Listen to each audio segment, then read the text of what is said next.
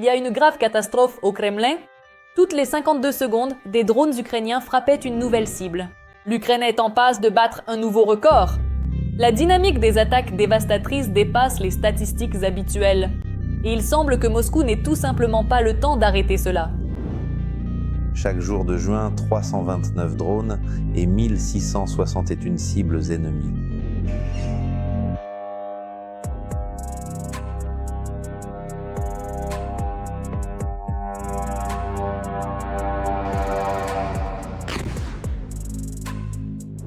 Il faut voir ça. Une boîte à surprise que le Kremlin ne veut vraiment pas ouvrir. Kiev ne prévient plus Moscou. Poutine l'a bien cherché. Un nouveau missile balistique secret est allé droit là-bas.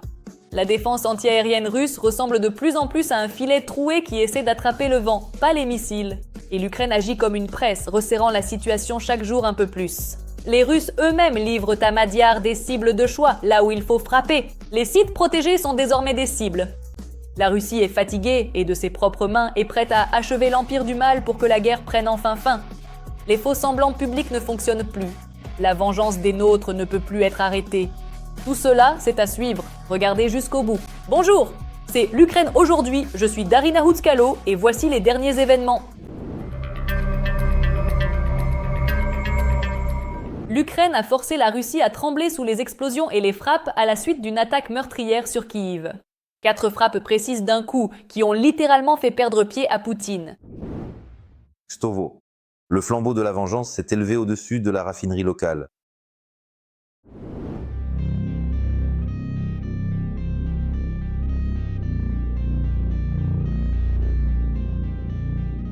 Dans le cadre de la réduction du potentiel militaro-économique de l'agresseur russe, les unités des forces de défense de l'Ukraine ont frappé la raffinerie de pétrole Lukoil Nijegorod-Nefteorgs-Intez à Kstovo, dans la région de Nijni Novgorod, Fédération de Russie.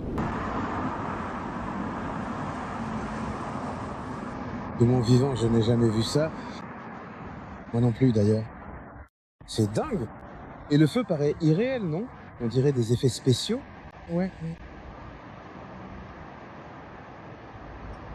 La cible principale, la veine pétrolière de Poutine, à 800 km de la frontière avec l'Ukraine. L'une des plus grandes raffineries de pétrole de Russie qui produisait de l'essence, du diesel et du carburant d'aviation semble désormais arrêtée pour toujours.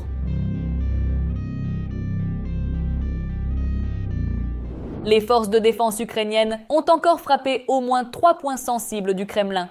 Dans la région de Kamianka, dans le Zaporojie, un entrepôt de drones ennemis a été détruit. Encore un autre point névralgique qui soutenait la guerre russe. Un pont ferroviaire traversant la rivière Siversky Donets près de Stanitsia Luhanska a également été touché. Une artère logistique clé par laquelle les occupants faisaient repasser du matériel, des munitions et du personnel. Désormais, cet itinéraire semble devenir nettement moins pratique. Et un autre point important, un poste de commandement et d'observation ennemi a été touché dans la région de Vilchana, dans le Kharkiv. Cela signifie qu'il leur devient de plus en plus difficile de commander même sur le terrain. Les forces de défense de l'Ukraine continueront systématiquement à prendre des mesures visant à mettre fin à l'agression armée de la Fédération de Russie. Au Kremlin, c'est le désarroi. La défense aérienne est trouée. Protéger le ciel devient impossible. Regardez simplement comment ça s'est passé. C'est tout, en gros, c'est tout. L'ambulance va arriver, tout est ici. Et à ce moment-là, l'Ukraine, manifestement, a sorti son principal atout, le nouveau missile balistique FP9. Au ministère russe de la Défense, on rédige des rapports à la hâte, tandis que les blogueurs russes ne peuvent contenir leurs émotions. La région de Moscou a essuyé le combat.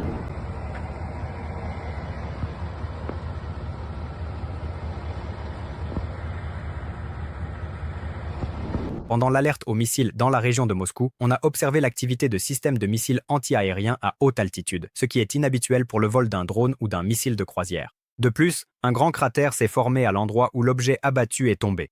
Il n'est pas exclu qu'il ait pu s'agir de l'interception d'un missile balistique ukrainien. Le degré de tension est encore accentué par la récente déclaration de Denis Shmihalman. Il y a seulement une semaine, Firepoint a laissé entendre que le missile balistique ukrainien est désormais pratiquement en mesure d'atteindre Moscou sur la dernière ligne droite. Nous sommes en train de développer une balistique qui pourra atteindre aussi bien Moscou que Saint-Pétersbourg, parce que la Russie est un pays monocentrique où tout est concentré en un seul endroit, contrairement à l'Ukraine. Et nous avons tout. En ce moment, nous testons des essais moteurs au sol et dans un avenir proche, nous commencerons à voler. C'est tout. Ensuite, nous testerons déjà la fusée sur Moscou. Si cela se confirme, le lancement d'un missile balistique deviendra une nouvelle étape dans les efforts de Kiev pour renforcer ses capacités nationales de frappe à longue portée au-delà des drones et des systèmes de croisière. Ainsi, il est évident que désormais, non seulement le Flamingo, mais aussi le FP9 atteignent des endroits où le Kremlin se sentait en sécurité. De nouveaux événements explosifs ne sont pas loin. Les Russes eux-mêmes aideront les forces de défense ukrainiennes dans cette tâche. L'expérience est déjà là. Grâce à Artem et à son travail professionnel, le 21 juin 2026, un reportage des Nouvelles de Volgograd est sorti sur les secrets du fonctionnement de l'entreprise russe du complexe militaro-industriel Titan Barricade. Ce reportage a permis d'apprendre beaucoup de choses intéressantes sur le travail actuel de l'entreprise. Dans l'atelier de montage mécanique, Igor Kovchov passe à peine moins de temps que dans le bureau d'études. Ce travail a apparemment tellement plu aux forces de défense qu'elles ont décidé de ne pas remettre leur visite à plus tard. Dès le 27 juin, il a été décidé de rendre visite à cette usine de la manière la plus personnelle possible à l'aide d'un flamant rose. Et il semble que ce ne sera pas du tout une visite formelle. Ayant compris l'inévitabilité de la rétribution, une véritable paranoïa a commencé à Moscou. Yandex a précipitamment flouté sur les images satellites les principaux bâtiments du ministère russe de la Défense sur le quai Frunzenskaya et a complètement supprimé des cartes les contours des entreprises les plus importantes du complexe militaro-industriel. Les occupants pensent naïvement et pitoyablement que s'ils effacent leurs centres de missiles et spatiaux de la recherche russe, ils ne seront pas frappés. Mais ils oublient un détail fatal. Sur les écrans de visée des opérateurs ukrainiens, toutes ces cibles secrètes sont visibles comme sur la paume de la main. Il est inutile de se cacher. La vengeance ukrainienne trouvera chacun d'eux. Moscou ressemble de plus en plus à une ville où la guerre est en train d'arriver directement. Les drones percent déjà régulièrement jusqu'à la capitale russe et des sites stratégiques sont frappés. Le Kremlin continue de répéter que tout est sous contrôle. Mais plus il y a d'impacts enregistrés en Russie même, plus la défense antiaérienne fonctionne bruyamment au-dessus des quartiers résidentiels et plus de nouvelles crises apparaissent fréquemment, plus il devient difficile de cacher l'essentiel. La réalité perce déjà à travers les illusions télévisuelles que Poutine a construites pendant des années. Plus de détails à ce sujet dans la suite. Moscou ne peut plus faire semblant que la guerre est quelque part loin d'ici. Ce que l'on montrait depuis des années aux Russes à la télévision comme un malheur étranger s'est soudain mis à frapper aux fenêtres des quartiers les plus huppés du pays. La capitale, habituée à vivre dans la certitude d'être protégée par les systèmes de défense antiaérienne les plus modernes et un budget militaire sans fin, s'est retrouvée confrontée à une réalité très désagréable. Les drones reviennent encore et les habitants se réveillent de plus en plus souvent, non pas à cause de leur réveil, mais à cause des explosions et du grondement dans le ciel. Ce qui inquiète particulièrement les moscovites, c'est que, au moment critique, le silence s'installe. Les sirènes restent muettes, aucun avertissement n'est diffusé. Les gens apprennent le danger seulement lorsqu'ils entendent le bruit caractéristique des moteurs au-dessus de leur maison ou lorsque les systèmes anti-aériens commencent à fonctionner dans le ciel. Et c'est précisément ici que se pose la question principale. Si la capitale du plus grand pays du monde est sous attaque, pourquoi les autorités n'ont-elles toujours pas expliqué aux citoyens les règles élémentaires de sécurité ? Il s'est avéré que Moscou, que l'on présentait depuis des décennies comme le centre d'une superpuissance, n'est absolument pas prête à vivre sous la menace aérienne. Les gens cherchent eux-mêmes des cartes des abris, échangent des adresses dans des chats et des forums, appellent les fonctionnaires et essaient de comprendre où courir en cas de nouvelle attaque. Mais au lieu de réponses claires, ils se heurtent souvent à un véritable labyrinthe bureaucratique. Dans certains quartiers, l'information est cachée. Dans d'autres, on conseille de se rendre personnellement aux administrations. On a l'impression qu'il est bien plus difficile de trouver un endroit sûr dans la capitale que de tomber sur un nouveau reportage de propagande vantant le contrôle total de la situation. Pendant ce temps, le ciel au-dessus de Moscou devient de plus en plus souvent une source d'angoisse. La défense anti-aérienne russe, exhibée pendant des années lors des défilés comme un symbole d'invincibilité, est désormais contrainte d'opérer directement au-dessus des quartiers résidentiels. Des débris tombent au sol, des explosions retentissent à proximité des habitations et les habitants observent tout cela depuis leurs balcons et leurs cours.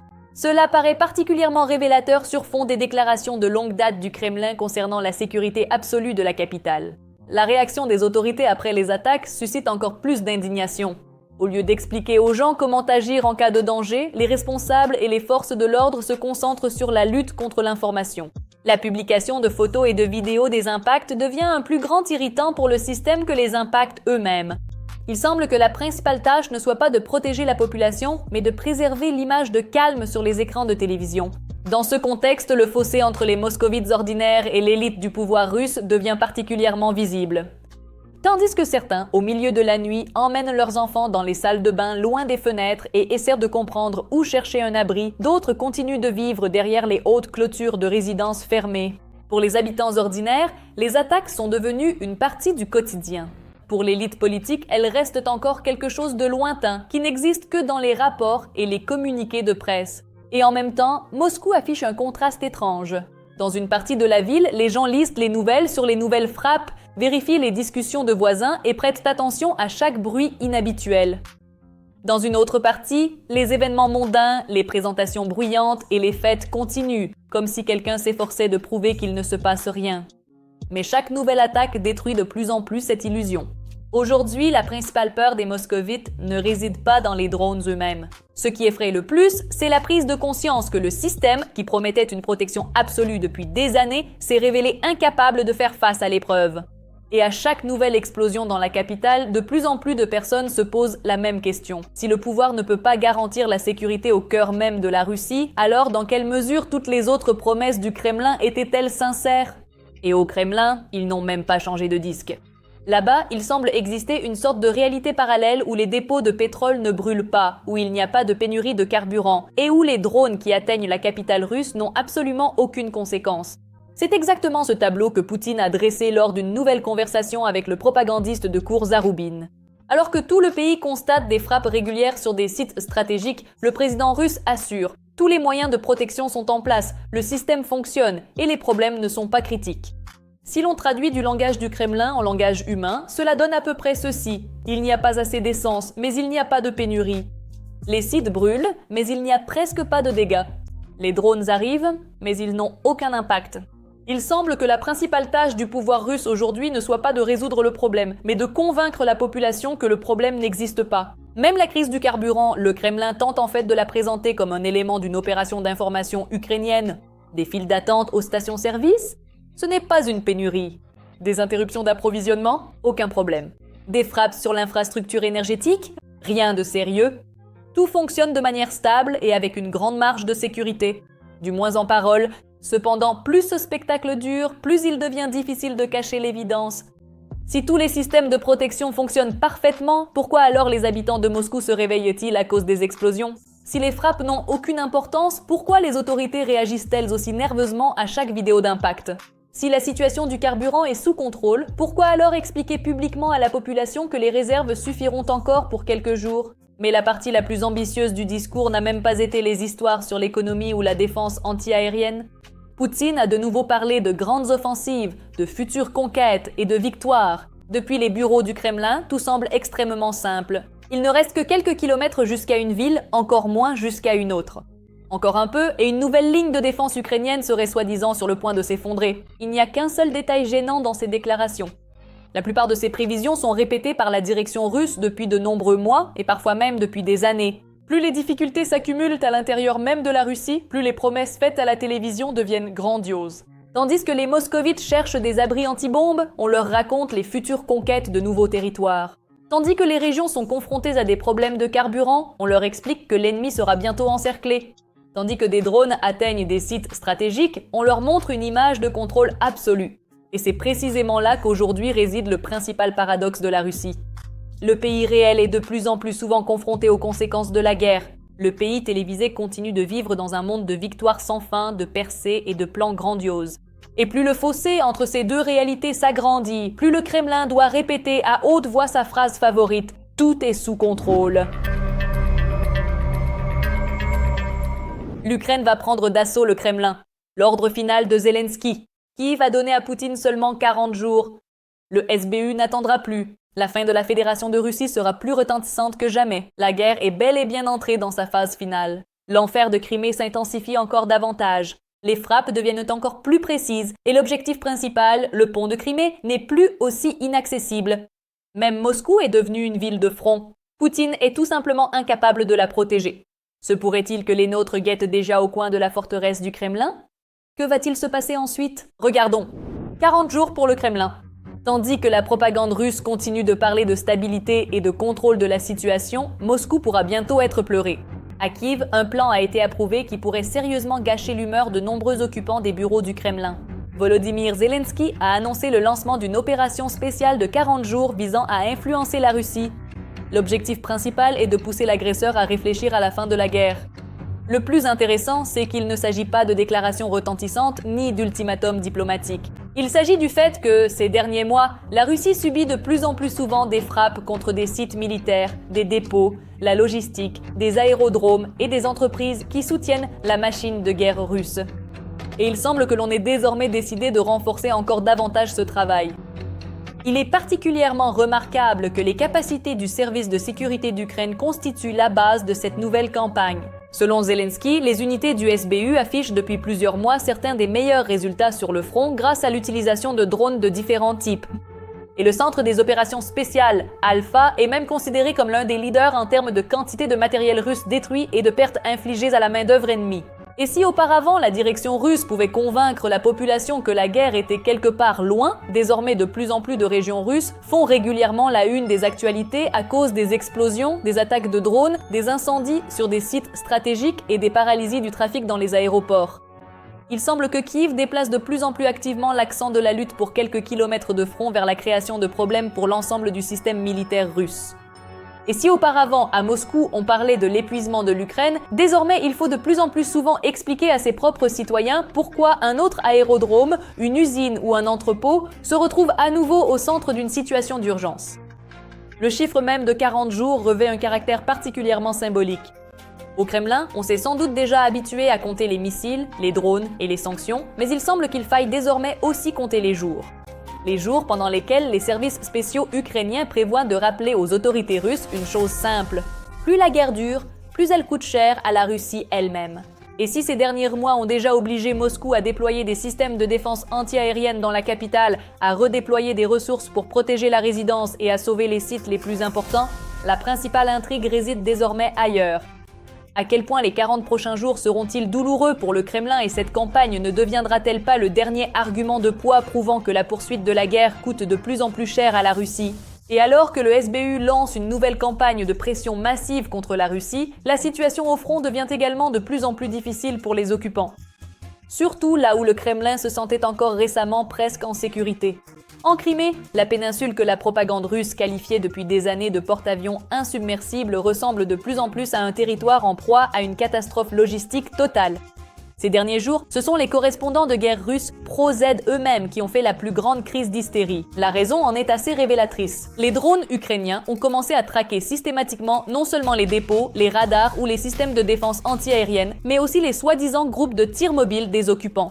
Ce sont ces mêmes unités qui étaient censées protéger les colonnes russes et couvrir la Crimée contre les attaques aériennes. Et là, on a eu droit à une histoire presque typiquement russe. Le commandement a décidé de sauver ses cargaisons en leur assignant une escorte armée. Mais c'est l'inverse qui s'est produit. Si auparavant les opérateurs ukrainiens devaient chercher une cible de valeur, désormais ce sont les Russes eux-mêmes qui la signalent. Si tu vois une colonne avec un groupe de tir mobile, cela signifie qu'il y a quelque chose d'important à l'intérieur. Ensuite, ce sont les drones qui entrent en action. L'ampleur du problème est désormais impossible à cacher, même pour la propagande russe. Si au début de l'année, les occupants perdaient environ 4000 véhicules par mois, aujourd'hui le chiffre se compte déjà en dizaines de milliers. Rien qu'en juin, en moins d'un mois, les pertes ont dépassé 10 000 unités de matériel et certains jours établissent de nouveaux records. Mais le véritable cauchemar pour les occupants commence près des côtes de Crimée. Les Russes ont déployé des groupes de tir mobiles le long de la côte pour abattre les drones ukrainiens. Cela semblerait être une décision logique s'il n'y avait pas un problème. Les drones maritimes ukrainiens partent désormais eux-mêmes à la chasse de ces groupes. En conséquence, les chasseurs se transforment de plus en plus souvent en proie. En fait, la Crimée se retrouve prise entre deux feux. Depuis la terre, les drones ukrainiens continuent de détruire méthodiquement la logistique des occupants. Depuis la mer, ce sont les plateformes maritimes et les drones FPV qui opèrent. Et les groupes mobiles russes, censés servir de protection, deviennent de plus en plus souvent une nouvelle ligne dans les statistiques des pertes. Le plus désagréable pour le Kremlin, c'est que cela ne ressemble plus à des épisodes isolés. Cela ressemble à une campagne systématique. D'abord, les forces ukrainiennes ont commencé par éliminer les radars et les systèmes de défense anti-aérienne, puis elles se sont attaquées à la logistique. Maintenant, c'est au tour du maillon le plus bas de la défense anti-aérienne russe. Et chaque nouvelle étape complique de plus en plus la vie de tout le groupe d'occupants sur la péninsule. Pendant ce temps, près du pont de Kertch, on observe des embouteillages de plusieurs kilomètres. Selon les données satellites, environ 1500 voitures auraient pu s'accumuler dans la file et la colonne elle-même s'étendait sur environ 10 kilomètres. Dans les groupes russes sur les réseaux sociaux, on parle déjà d'un record absolu qui, soi-disant, n'avait jamais été atteint auparavant. Mais derrière ces formulations émotionnelles se cache une réalité assez simple. La circulation sur l'artère principale de la péninsule occupée devient de moins en moins prévisible. Sur fond de frappes contre les infrastructures et de problèmes de carburant, tout déplacement se transforme en une attente de plusieurs heures, et parfois même en une simple tentative de quitter la péninsule.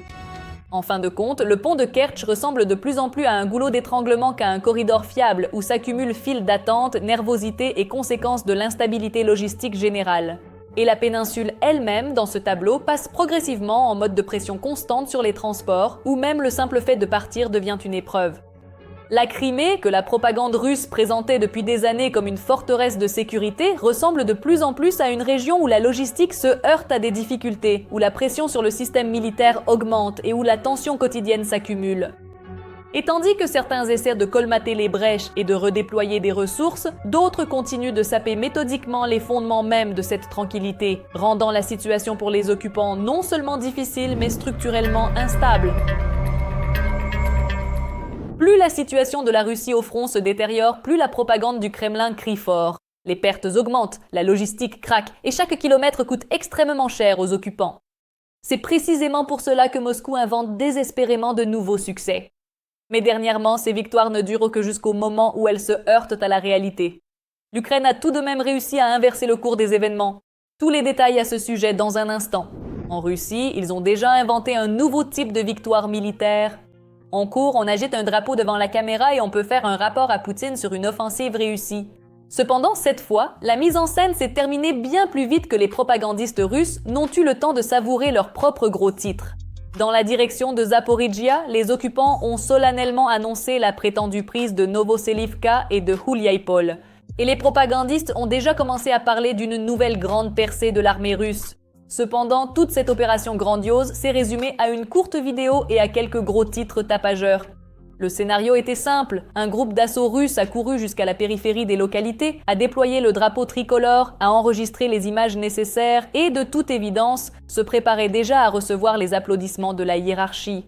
Dans les bureaux moscovites, on ouvrait sans doute déjà le champagne, tandis que les chaînes de propagande s'empressaient de peindre une nouvelle victoire historique. Sauf qu'entre la vidéo et la situation réelle sur le front, un petit problème est de nouveau apparu, la réalité. À peine les caméras éteintes, une toute autre histoire a commencé. Les drones ukrainiens ont frappé les libérateurs et tout ce grand spectacle de victoire s'est instantanément transformé en une opération visant à éliminer ses participants.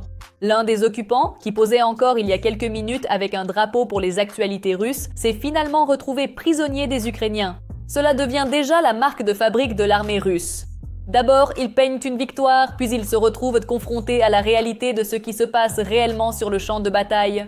Tandis que les propagandistes du Kremlin comptent des succès imaginaires, les militaires ukrainiens comptent les résultats bien réels de leur travail. Et plus Moscou crie fort ses triomphes, plus il s'avère souvent que toute cette victoire a pris fin avant même que le reportage de propagande ne soit monté. Et ce n'est de loin pas le seul cas où le pouvoir russe remplace la réalité par de beaux contes de fées. Poutine lui-même a personnellement pris part à ce processus. Lors de ses dernières déclarations, il a dressé un tableau incroyablement idyllique de l'offensive russe. Cependant, les faits et les cartes du front racontent une toute autre histoire. Le maître du Kremlin a affirmé que dans la région de Liman, il ne restait aux occupants qu'à libérer 149 maisons sur plus de 11 000. Cela semble impressionnant, mais le problème est que la majeure partie de la ville reste sous le contrôle des forces de défense et les groupes d'assaut russes ne s'infiltrent que sporadiquement dans certaines zones de la partie est de la ville. En d'autres termes, la distance entre les paroles de Poutine et la réalité n'est pas moindre que celle qui sépare les rêves du Kremlin de leurs résultats réels. Les déclarations concernant Sloviansk et Soumy ne sont pas moins intéressantes. Le Kremlin affirme qu'il ne reste que 8 ou 9 km aux troupes russes pour atteindre Sloviansk, alors qu'en réalité la distance est environ 2 fois plus grande. La situation n'est pas meilleure en ce qui concerne Soumy. Poutine parle de 10 km jusqu'à la ville, alors qu'en réalité il s'agit de 17 à 20 km, et la ligne de front elle-même n'a pratiquement pas bougé depuis des mois. L'histoire d'une prétendue percée de la ligne de défense ukrainienne, soi-disant imprenable près de Dobropilia, a particulièrement sonné comme de la pure fantaisie. Poutine est même allé jusqu'à déclarer qu'il n'y avait presque plus de fortifications ukrainiennes après la ville. Cependant, en réalité, les unités russes se trouvent encore à des dizaines de kilomètres des positions dont il parle. Il s'avère donc que le Kremlin célèbre déjà la percée d'une défense que ses troupes n'ont même pas encore atteinte. Et la véritable perle a été la déclaration concernant l'encerclement presque achevé d'un grand groupe ukrainien près de Rubtsi. Selon la version de Poutine, il ne resterait que quelques kilomètres avant la fermeture complète de l'encerclement. Cependant, même un simple coup d'œil à la carte montre qu'il reste encore une dizaine de kilomètres entre les positions russes et la zone qui serait soi-disant sur le point d'être encerclée. Il semble que la direction russe mène la guerre sur deux fronts depuis longtemps déjà. Sur le premier, le front réel, où chaque avancée se fait au prix d'énormes sacrifices et n'apporte pas toujours de résultats. Sur le second, le front télévisé, où l'on peut conquérir des villes, encercler des armées et percer des défenses d'un simple geste de la baguette sur la carte. Et pendant que la propagande compte des kilomètres imaginaires et des victoires fictives, le front continue d'obstinément rappeler au Kremlin que la réalité fonctionne un peu différemment. Cependant, s'il s'agit de parler des fantasmes russes, l'histoire du drapeau à Zaporizhzhia ou les nouvelles déclarations de Poutine sur une offensive réussie ne sont qu'un petit épisode d'un spectacle bien plus vaste. En réalité, le Kremlin peint la victoire sur le Donbass pour la 4e année consécutive et chaque fois, le résultat est le même. Des promesses retentissantes, des délais menaçants et un nouveau report des échéances. Le président de l'Ukraine a également attiré l'attention sur ce point. Selon Volodymyr Zelensky, depuis le début de la guerre à grande échelle, la direction russe a déjà fixé au moins 15 fois la date de la prise complète de la région de Donetsk. La direction politique de la Russie est constamment obsédée par le Donbass. Ils ont déjà eu cette lubie 15 fois, prétendant qu'ils allaient entièrement s'emparer du Donbass. En 2022, il y avait des échéances jusqu'au 31 mars, puis jusqu'au 9 mai, jusqu'au 1er juin, jusqu'au 15 septembre, jusqu'au 31 décembre. En 2023, Poutine a fixé encore 2 échéances pour la prise du Donbass, jusqu'au 1er mars, puis, quand cela n'a de nouveau pas marché, ils ont reporté au 31 décembre. En 2024, il y a encore 2 échéances de ce genre. En 2025, lorsque les Russes ont essayé de convaincre le président Trump que l'Ukraine allait soi-disant s'effondrer, il y avait déjà 3 échéances, jusqu'au 1er septembre, jusqu'au 1er décembre et jusqu'au 25 décembre. Après une telle liste, il devient difficile de comprendre quelle est réellement l'opération militaire principale en Russie. Les assauts sur le front ou le report régulier des échéances, il semble que la seule chose que les occupants aient réussi à prendre totalement sous contrôle au fil des années, c'est leur propre calendrier. Ils ont conquis le Donbass tellement de fois qu'ils auraient déjà dû atteindre non seulement Kramatorsk mais aussi Mars. Mais à chaque fois, la réalité obstinée venait briser les présentations du Kremlin.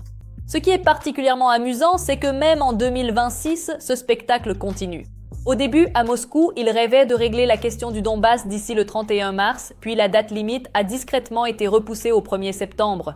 Désormais, la nouvelle échéance est fixée au 31 décembre, et on peut presque ne pas en douter. Si rien ne change, à la fin de l'année, la propagande russe annoncera solennellement une autre victoire toute proche, qu'il faudra simplement reporter un peu. Si la Russie ne met pas fin à sa guerre, ils devront à nouveau reporter ce dernier délai. Si Poutine veut encore sacrifier 1 million de ses soldats pour continuer à se heurter à ce mur, alors le million de Russes qui ne sont pas encore mobilisés dans l'armée russe et qui se disputent dans les files d'attente pour de l'essence devraient réfléchir à ce qui les attend ensuite. Et c'est là que se pose la question principale. Si, en 4 ans et demi de guerre, le Kremlin a déjà presque conquis le Donbass 15 fois, toute cette histoire ne serait-elle pas devenue la plus grande série de promesses non tenues de l'histoire militaire moderne ? Car pendant que les responsables russes dessinent de nouvelles flèches sur les cartes et inventent de nouvelles dates pour leur victoire, le front continue obstinément de leur rappeler une chose désagréable. Le fossé entre la télévision et la réalité ne cesse de s'élargir. Et vous, que pensez-vous des derniers événements ? Écrivez votre avis dans les commentaires, mettez un like sous la vidéo et restez informés de l'essentiel. La suite arrive très bientôt. À bientôt!